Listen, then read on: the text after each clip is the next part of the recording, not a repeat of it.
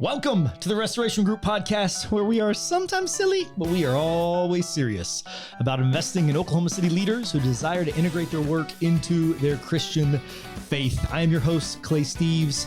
Today, internal episode with co-hosts Aaron Scott and Michael Mead. Team, part 2 of a 4-part series. How we doing?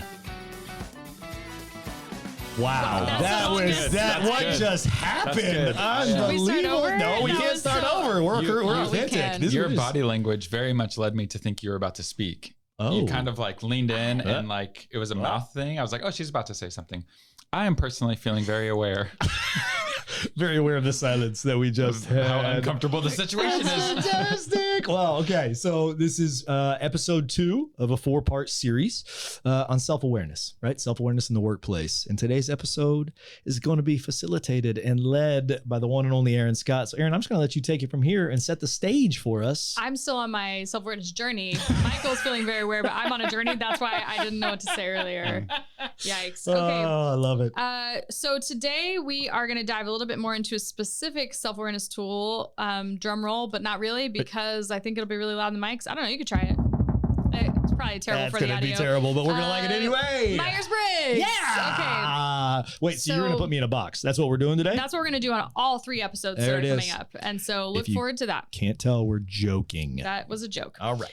So I'm going to start with a little bit of what is Myers-Briggs, setting the stage for this. And so I did a little bit of research. Myers-Briggs, created in the 1920s by 2 American women. Shout out. That's 100 years old. It is. Yeah. It just celebrated its 100th birthday a few years ago. Shout out women. So, that's what we were not shouting out the 100 years. We were shouting out women. And that was a perfect scenario. Michael. The notes literally say shout out to women. And as I try to read that, Michael's like 100. That's just what clicked in my brain. Thanks, man. Okay. Anyway, influenced by the Swiss psychiatrist Carl Jung. I can never say his name. Their first test was published in the 1940s. It is commonly called MBTI, so you could hear those used interchangeably. That stands for Myers-Briggs Type Indicator. And this is a little quote about, okay, what is it? This is from the Myers-Briggs Foundation. It is designed to help people identify and gain some understanding around how they take in information and make decisions as seen in normal, healthy behavior. So it consists of 8 preferences that are broken up into 4 pairs of opposites. So if you've ever heard Myers-Briggs, it's like introvert, extrovert. That's one pairing. Sensing, intuition. Then there's thinking, feeling, and then judging, perceiving. So those are the pairs of what they're calling opposites. Our 4 letters. And your MBTI personality type represents your natural preferences. And the keyword here is preferences in 4 important aspects of personality. And they're very big on like, we use all of these, but it's just more of which way do you typically lean? What is your typical preference? And then, so just for context here, at Restoration Group, we use this as a company as one of our personality profiling systems. I say one of because we use several. And even at different layers of the company, we use different ones. So we use Myers-Briggs, we use Enneagram, we use StrengthsFinder. On our leadership team, we use something called LCP, or Leadership Circle Profile. And so I got really nervous at the end. I was like, is it profile? It is profile. I have that written and I thought that was it, but I wasn't sure. And so we just use the base level Myers-Briggs, like the 4 letters that you just mentioned. That's the extent to which we use it at this point. But it is worth noting, and also the 4 letters, and I'll probably come back to this at the end. Like, I feel like this is a really easy on-ramp for using personality profiling systems. Anybody can go online right now and like take a free test. And they are thought to be pretty easy and accurate. Like, it'll take you 5 minutes. It'll spit out some letters. Although you did just share a story about where it's not always accurate. It will be easy and accurate to the level of your self-awareness. Exactly. But it's easy to access, easy information to access. But there are a lot of deeper diving tools that go along with Myers-Briggs that we might just like touch on today. But for the most part, we just want to introduce and talk through the value of the tool at its kind of base level. So let's start with each of you sharing what is your Myers-Briggs or what are your Myers-Briggs letters, and tell us like a little bit, like a little blurb about what does that mean? What does your personality type mean? What's a good catchphrase for it? Clay, I'd like to hear yours first. Oh man. ENFP. ENFP, obviously the best, right? No, that's not how this works, is it? There's not ones that are better than the others. That's the catchphrase right there that ENFPs say. The enthusiasts, the excited, right? ENFP. This was the first tool I ever used. And so this was the first exposure I had to temperament indicators, type indicators, personality profiles was Myers-Briggs. I've been typed in ENFP since the beginning. I actually tried to get rid of my F, and I took it numerous times because I thought T's were better, smarter, cooler, faster, stronger. Yeah, all the things. Keep going. And every time I took the test more and more, I became more and more aware of my F-ness. I tried to beat the F out of me, and it did not work. Yeah, you gotta be careful with these letters and how you use them as verbs and stuff. Yeah, they can get you in trouble. They really can. I know. So that's ENFP, enthusiast, energy, abstract. Love that. Very flexible. I don't like to have closed-ended or scheduled, structured, and I make decisions often based off feelings, not objective logic. Great. Yep. Michael? Wow, that's good. Clay alluded to this, but the first time I took this assessment, I was in college, was grossly lacking in self-awareness, I think. And evidence on the way. I actually tested as an ENFP, which is what you just described. Greatness. And if you know these two humans right now, you will see how vastly different they are. It's very much not my preferences in almost any way. The E, that's about it. That's very about much. it. That's about it. Yep. And I had a friend tell me, which I think that's actually important and why I'm mentioning it. I had someone who knew me speak into, I don't know if these are actually true of you. You might consider that. And in a foreshadowing of my personality, I fought him and disagreed and challenged it. So you got to be aware. And if you're not sure, go ask some of your friends. But all that to say, yes, I now realize through my awareness journey that I'm an ESTJ. So I think, and correct me if I'm wrong, some of the language they use to label worry. that. I made notes on you and Clay as well. So go on. She has like a whole, if you're not watching the video, she literally has a long list of notes. It's not a long list, but it is about a list. us. Go on. The executive is how MBTI calls that. And I can tend to be binary in decision. Like it's black or white, right or wrong, yes or no. I'm predisposed to go against anything gray or anything like that. What's wrong with the gray? I love the gray. Exactly. That's the right place to live. I've grown in my ability to enjoy the gray, but that is a preference. And then just being very structured, rigid, motivated to be timely. Some of the things that I think are my ESTJ package. I mean, I will say on a positive note, the notes I have here talk about being a great administrator and managing both things and people well. Ooh. So sounds awesome. Yeah. So you're welcome.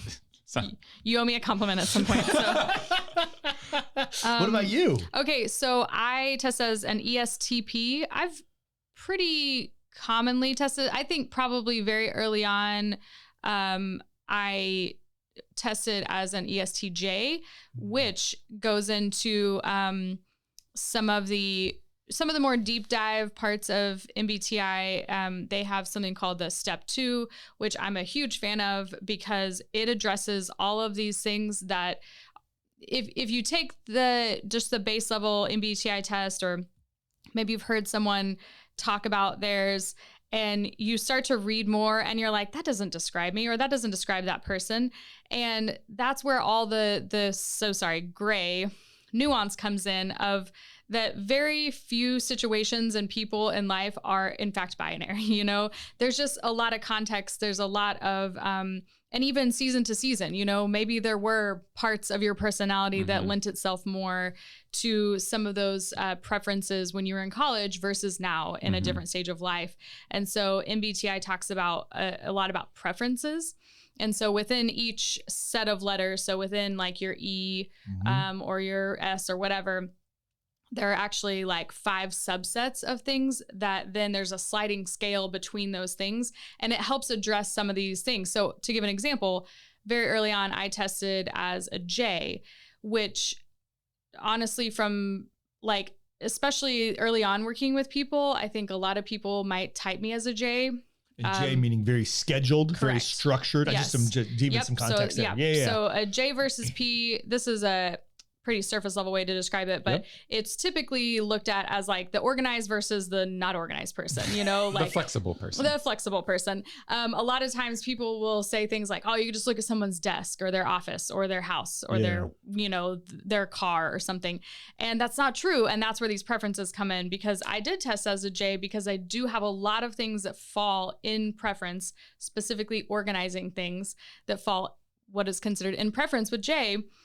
If you see my office, my pantry is like bins labeled, like things are organized, like, but I am definitely a P. And the longer you know me or work with me, I think most people will see that.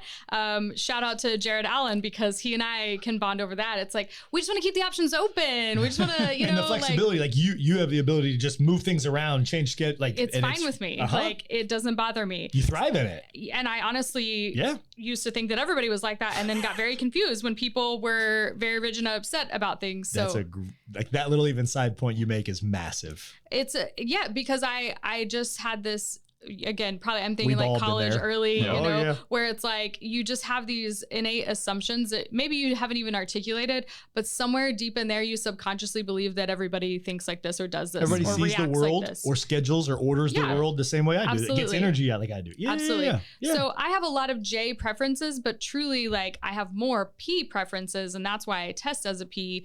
But that would explain some of the different nuances. But it also helps me to empathize with both sides, and just again appreciate all of the little intricate details that make up everyone's personality profiles, because it's so much more than just like, here's the base letters. It's like, well, but in this scenario, and maybe that scenario is because of your life experience, because of your current circumstances, because of whatever, you may act in or out of preference in those things. Or it may be enacting some resilience or, self-preservation, that in a specific, very acute instance, you're going to act what they would call out of preference. So even though you typically would do this, in this moment, you're going to do this, which, back to your joke, helps illustrate the point that this doesn't put anyone in a box. It actually just helps illuminate all of the intricacies that make us all unique. So that was a long way to say that I'm an ESTP. So for me, mine is labeled the entrepreneur. Ooh, how about them apples? How about that? And so some words that it gives, it says smart. I take that to mean people smart, not book smart. I was valedictorian, I will say. But what? The only one at the table, I think. Were you the valedictorian? No.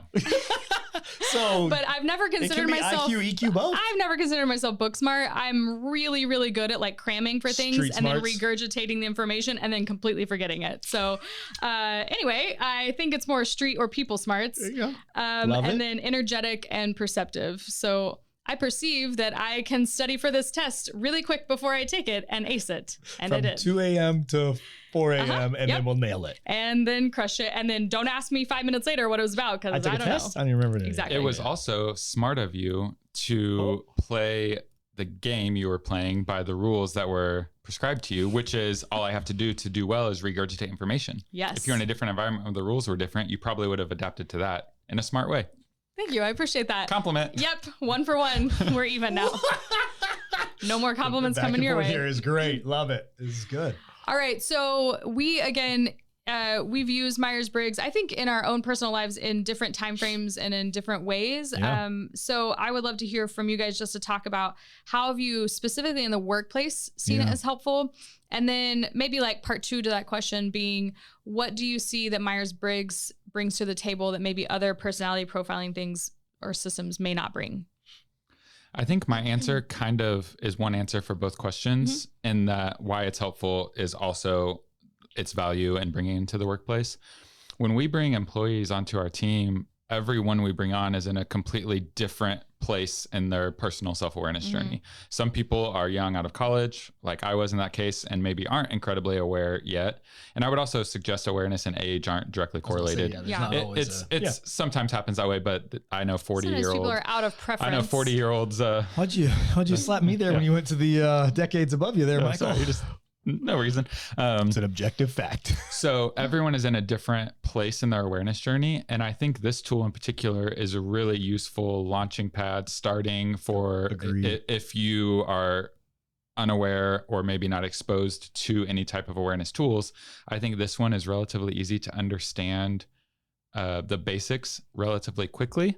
And then creating that common language in a workplace environment on even, we bundle them as ESTJ, but you can also look at them individually as introvert, extrovert. And it's like, okay, if I can generally understand what that is, and I know you're an extrovert and I'm an introvert, which is not true just for the example, then I might realize, okay, her preferences are different. And if I'm her leader, that might impact how I engage with her. Or if we're peers and I just want to connect with them, like I might realize, oh, we have a plan to go to lunch at 12. You are in preference as a P. If I need to change that, it's probably no big deal. If someone is a J, that might really put them out. And so just having that, it's just a great way to get your toe in the water. Yeah. And so that's why I think it's valuable for the workplace is it just helps people get into the self-awareness pond, as it were.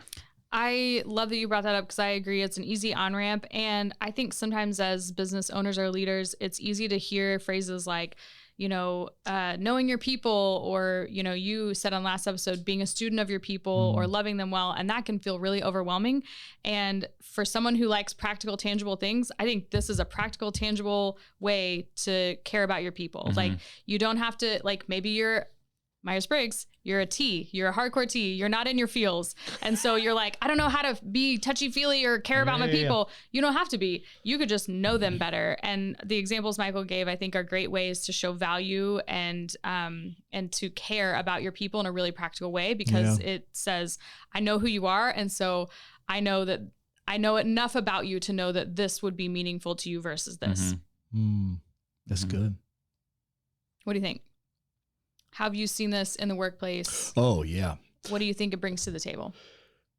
So I'll use a personal way I try to use it. So, right, as an NF, right. And so I think Michael, you did a great job talking about it, and you did as well. This Myers-Briggs is a wonderful entry place, especially if like using tools, or if you've been skeptical, or if you have strong opinions, but now maybe you're like, okay, maybe I'll open up to try. I think this is a wonderful tool to start with. And like you said, someone can literally just go Google it right now. And there's a bunch of different ways to get good, solid results, quickly.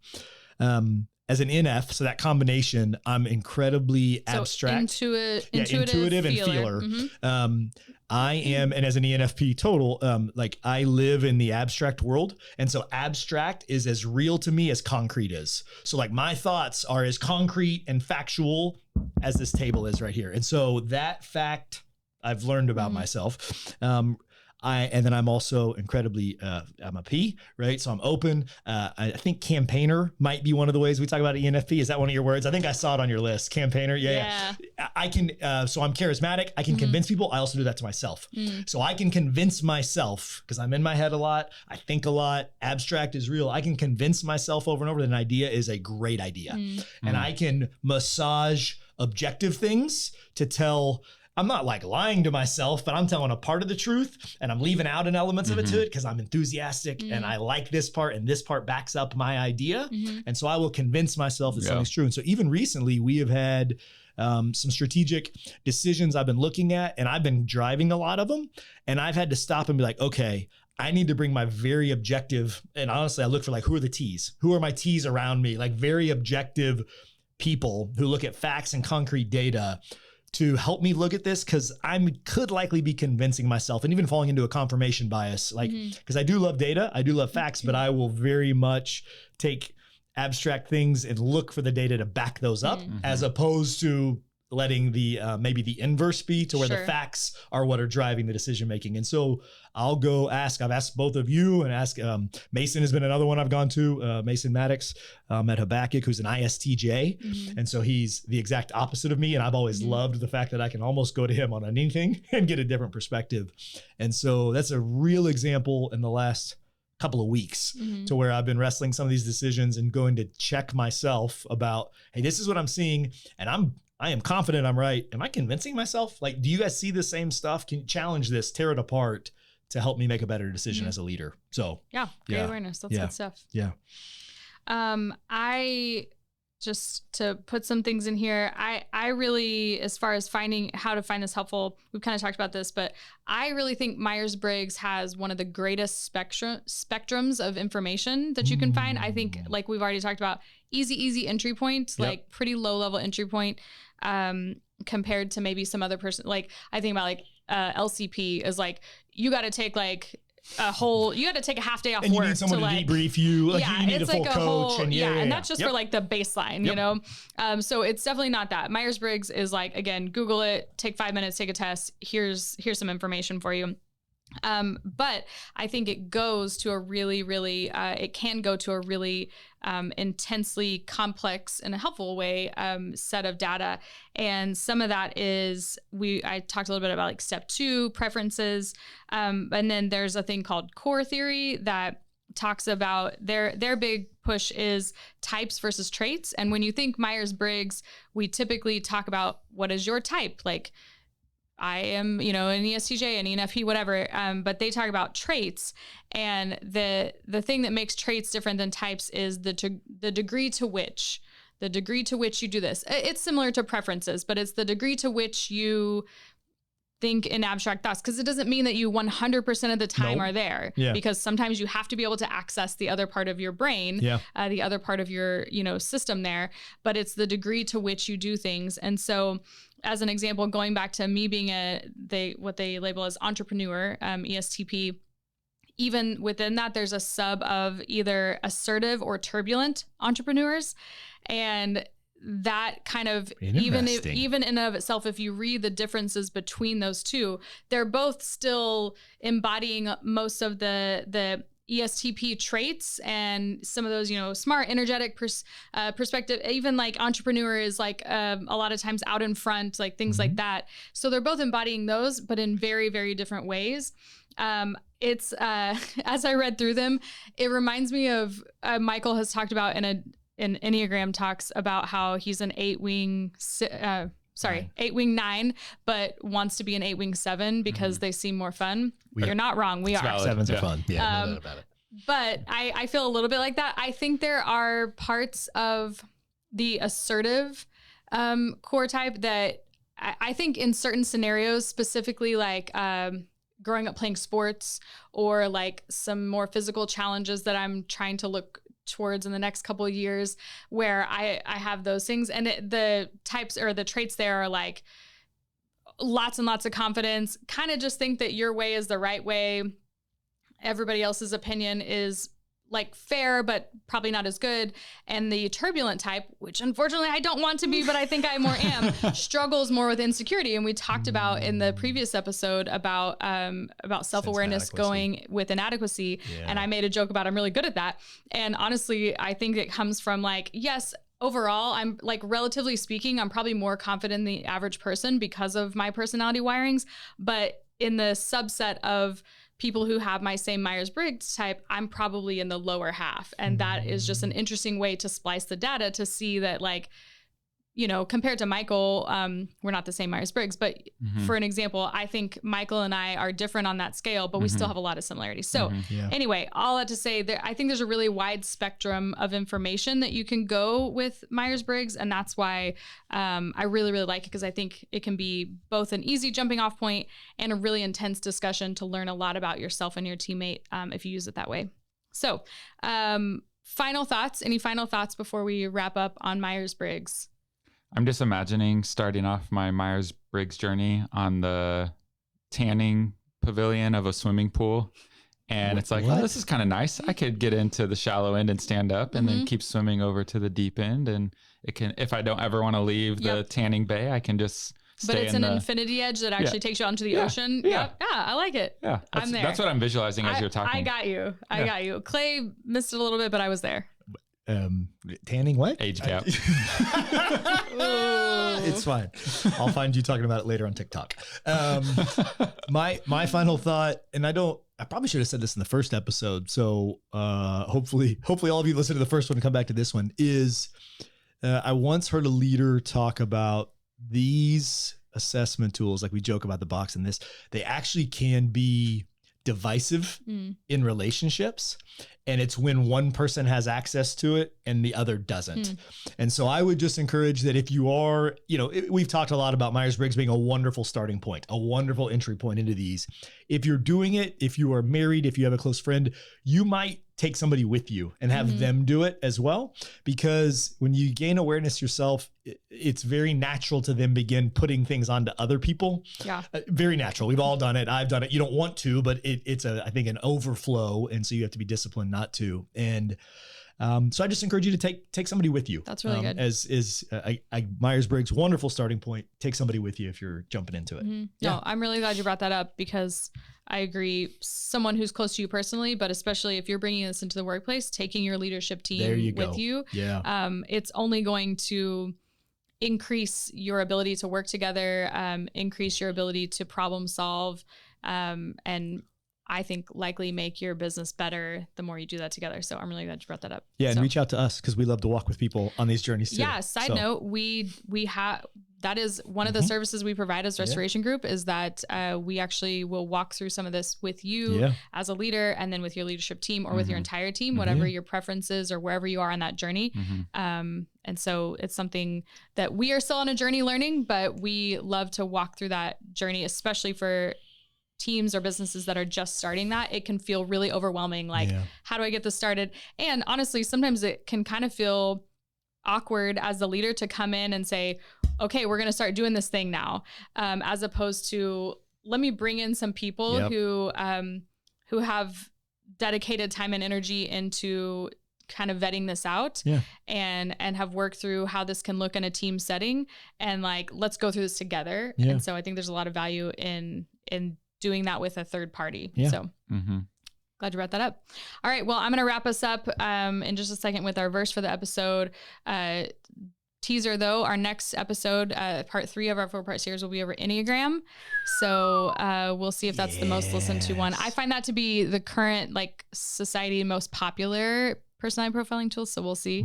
But Enneagram is next. I also find it to be probably the least understood. I agree with your statement. No, I just preach. couple with it. Come on the now. least understood, but probably the perception that it's the most understood because you can make a meme out of everything. You can make a meme out of let's offend everyone. Yes. I myself too. Hopefully somebody listens and we can offend them. I'm not really. So next episode will be Enneagram, but to wrap up today's over Myers-Briggs, I chose James 1:17. Every good and perfect gift is from above. Come on. Wrapping back to the verse that you shared for the first episode of this series, that we're all made in the image of God, and just recognizing that we're all wired very differently, but all of those good gifts are from God above. So excited to continue to dig in more next week. We'll see you then. Choose life. Thanks for tuning into our show. If you want to learn more about how you can integrate your faith into your business, download our integrated business guide for free by clicking the link in the show notes below. Thanks again for joining us, and we'll see you next time.